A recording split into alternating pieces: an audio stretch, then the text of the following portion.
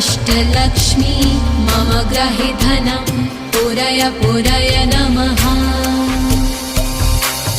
ॐ ह्रीं श्रीं क्लीं श्रीं कुबेराय अष्टलक्ष्मी मम ग्रहे धनं पुरय पुरय नमः।